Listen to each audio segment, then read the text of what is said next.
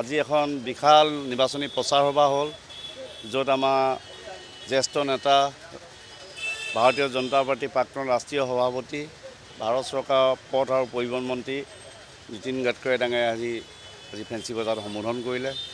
হাজাৰ হাজাৰ ৰাইজে অংশ ল'লে আৰু অসমৰ বিকাশৰ ক্ষেত্ৰত তেখেতে শ্বিপিং মিনিষ্ট্ৰীৰ পৰা এতিয়া পথ পৰিবহণ মন্ত্ৰীলৈকে কিমান বিশাল বিশাল প্ৰজেক্ট উপহাৰ দিছে, সেইখিনি কথা ৰাইজে তেওঁৰ মুখে আজি শুনিলে। আৰু আজি বিভিন্ন জাতি জনগোষ্ঠী অসমৰ কৃষ্টি পথাৰত অসমৰ সাংস্কৃতিক পথাৰত যিসকলে সমৃদ্ধ কৰি ৰাখিছে, আজি ইয়াত তেনেকুৱা আমাৰ ভোৰতাল নৃত্য পৰিৱেশনো হ'ল, ইয়াত থিয় নামো হ'ল, ইয়াত আমাৰ বিহু পৰিৱেশন হ'ল।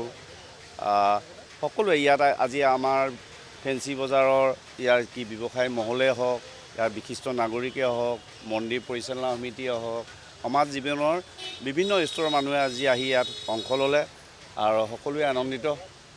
আৰু আমি আশা ৰাখিছোঁ যে মধ্য গুৱাহাটী বিধানসভা সমষ্টিৰ পৰা এইবাৰ আমাৰ দলৰ মনোনীত প্ৰাৰ্থী, আমাৰ দলৰ এগৰাকী বিশিষ্ট নেতা বিজয় গুপ্তা ডাঙৰীয়া এটা বৃহৎ ভোটৰ ব্যৱধানত বিজয় সাব্যস্ত কৰিবৰ কাৰণে গৈ আছে।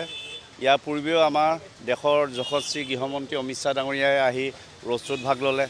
সেইদিনাখনো ৰাইজ 1 লাখতকৈ অধিক ৰাইজ সমবেত হৈছে। আৰু তাৰ পৰৱৰ্তীত মাননীয় মুখ্যমন্ত্ৰী মহোদয় আমাৰ প্ৰাৰ্থী বিজয় গুপ্তা ডাঙৰীয়াক লৈ ৰোড শ্ব' হৈছে। আৰু আমাৰ বুথৰ মাননীয় কাৰ্যকৰ্তাসকলে ঘৰে ঘৰে গৈ বুথ বিজয় অভিযান কৰি আছে। কেওফালৰ পৰা সুন্দৰ পৰিৱেশ। গুৱাহাটী মহানগৰত ভাৰতীয় জনতা পাৰ্টি NDA চৰকাৰ গঠন কৰাৰ ক্ষেত্ৰত 2বাৰ চৰকাৰ গঠন কৰাৰ ক্ষেত্ৰত সদায় অগ্ৰণী ভূমিকা লৈছে। ৰাইজৰ অংশগ্ৰহণ সদায় স্বতঃস্ফূৰ্ত, শক্তিশালী আশীৰ্বাদ। এইটো এখন বৃহত্তৰ অসমীয়া সমাজ আৰু গুৱাহাটীখন এখন মহানগৰ। ইয়াত সকলো জাতি জনগোষ্ঠী সম্প্ৰদায় ইয়াত দীৰ্ঘদিন ধৰি সকলোৱে একেলগে বাস কৰি আছে। এখন সমন্বয়থলী, সম্প্ৰীতিৰ ভূমি। ইয়াত সংকীৰ্ণ চিন্তা চৰ্চাৰ ইয়াত থান নাই। যি ধৰণে কোন বাহিৰৰ, কোন ভিতৰৰ, কোন অসমীয়া হয় নহয়, কোনে কাক অধিকাৰ দিলে? বিৰোধীটো তেওঁলোকে শাসনত থাকোঁতে তেওঁলোকে অসমীয়া কোনে নিৰ্ণয় কৰিব নোৱাৰিলে? সদনৰ পৰা অধ্যক্ষগৰাকীয়েও এটা প্ৰস্তাৱ দিছিলে, তেওঁলোকে নিৰ্ণয় কৰিব নোৱাৰিলে। যিসকলে নিজক অসমীয়া বুলি ক'ব নোৱাৰে, সেইসকলে বেলেগক অসমীয়া হয়নে নহয় সুধিবৰ কাৰণে তেওঁলোকৰ অধিকাৰ আছে জানো? যিসকলে আমাৰ ইয়াত যুগ যুগ ধৰি আছে, আমাৰ বতাহ বায়ু সেৱন কৰি আছে, আমাৰ ভাষা সংস্কৃতিৰ প্ৰতি শ্ৰদ্ধা চেনেহ জনাই নিজকে বিলীন গৈছে, তেনেকুৱা এজন মই ভাবোঁ আমাৰ প্ৰাৰ্থীগৰাকী, তেনেকুৱা এজন প্ৰাৰ্থী। ইয়াৰ জৰিয়তে সম্প্ৰীতি আৰু সমন্বয়ে যি সাঁকো আমি শক্তিশালী কৰিব পাৰিম।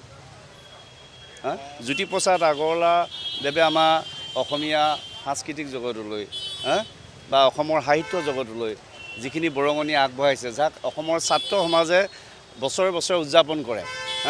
গতিকে অসমৰ ছাত্ৰ ছাত্ৰীসকলৰ চিন্তাটো উন্নত বিৰোধীতকৈ। অসমৰ ছাত্ৰসকলৰ চিন্তাটো উন্নত।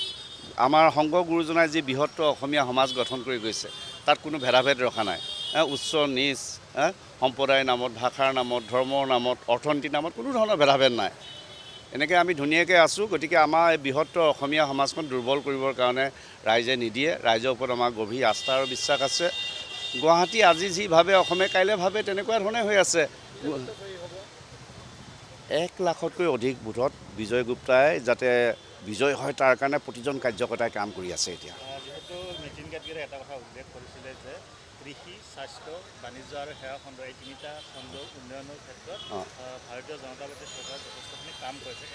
চক এইটোতো হয়। আমাৰ এতিয়া ডাবল ট্ৰেক ৰেল লাইন হৈছে, ইলেক্ট্ৰিক ৰেল হৈছে। আজি বিশ্বমানৰ আমাৰ এয়াৰপৰ্ট হৈছে, এতিয়া মধ্য গুৱাহাটী বুলি ক'লে যিখিনি এলেকাক আমাৰ পাণ বজাৰ হওক, আমাৰ আজি ফেঞ্চি বজাৰ হওক, উলুবাৰী হওক, যিখিনি এলেকাক লৈ পিনি লৈছে, আজি মধ্য গুৱাহাটীয়ে 2ভাগ মেডিকেল কলেজ শ্বেয়াৰ কৰিব পাৰিছে। কালাপাহাৰৰ প্ৰাগজ্যোতিক মেডিকেল কলেজ, আমাৰ Panbazar MM Choudhury medical college. গতিকে আমাৰ প্ৰাৰ্থীগৰাকীও সেইবাবে আমাৰ 15টা ইয়াত পাৰিষদ আছে, 15টা আমাৰ পাৰিষদ আছে। পাৰিষদ এলেকাত তেওঁ ভৱিষ্যতৰ কৰ্মপন্থা কি হ'ব, কৰ্মসূচী কি হ'ব, ৰাইজক জানিব দিছে। যে ৱাৰ্ডে যোগ চেণ্টাৰ হ'ব, ৱাৰ্ডে স্কিল চেণ্টাৰ হ'ব, ৱাৰ্ডে মিনি ষ্টেডিয়াম হ'ব, ৱাৰ্ডে উঠি অহা নতুন প্ৰজন্মৰ বাবে NEET, JEE, UPSC, APSCৰ বাবে কোচিং চেণ্টাৰো যাতে আগবাঢ়িব পাৰে, তাৰ বাবে প্ৰতিশ্ৰুতিবদ্ধ হৈ কাম কৰিম বুলি কৈছে। আৰু 3টা হিল এৰিয়া ইয়াত আমাৰ কভাৰ কৰা হৈছে। নৰকাসু হিল, তেনেকৈ কালাপাহাৰ, আদিমগিৰি হিল, এই তিনিটালৈ আমি ভৱিষ্যতে যাতে আমাৰ চৰকাৰ মাননীয় মুখ্যমন্ত্ৰী ডক্টৰ হিমন্ত বিশ্ব শৰ্মা ডাঙৰীয়াৰ নেতৃত্বত যি চৰকাৰ হ'বলৈ গৈ আছে, এই চৰকাৰৰ সহযোগত যাতে আমি তালৈ ৰূপ হৈ লৈ যাব পাৰোঁ আৰু হিলকেইটা যাতে আমি পৰ্যটনৰ কেন্দ্ৰবিন্দু কৰিব পাৰোঁ। তাতে স্থানীয়ভাৱে থলুৱা আমাৰ কি জাতি জনগোষ্ঠী সম্প্ৰদায়ে বসবাস কৰি আছে, তাতে যাতে তেওঁলোকৰ ল'ৰা ছোৱালীৰ বাবে তাতে যাতে কাম কৰা যাতে উপযুক্ত এখন ঠাই হৈ যায়, তেনেধৰণৰ পৰিকল্পনা আছে। গতিকে আমি আশা ৰাখোঁ যে পূৰ্বতে যিমান ভোট পাইছিলে পশ্চিম গুৱাহাটী হৈ থাকোঁতে সকলো ৰেকৰ্ড ভংগ কৰি এবাৰ বৃহৎ ভোটৰ ব্যৱধানত আমাৰ প্ৰাৰ্থী বিজয় দা ইয়াত বিজয় হ'ব, এইটো সুনিশ্চিত। হয়, তেওঁলোক নিজৰ লাইনত আহিছে। নিৰ্বাচনত অংশ লোৱা সকলোৰে অধিকাৰ আছে। অসমৰ ৰাইজে জানে কোনটো ভাল কোনটো বেয়া নিৰ্ণয় কৰিবৰ বাবে। আমি তাৰ কাৰণে চিন্তা কৰিবলগীয়া একো নাই। যিকোনো খবৰৰ বাবে যোগাযোগ কৰক আমাৰ এই নম্বৰত 9181 307 221।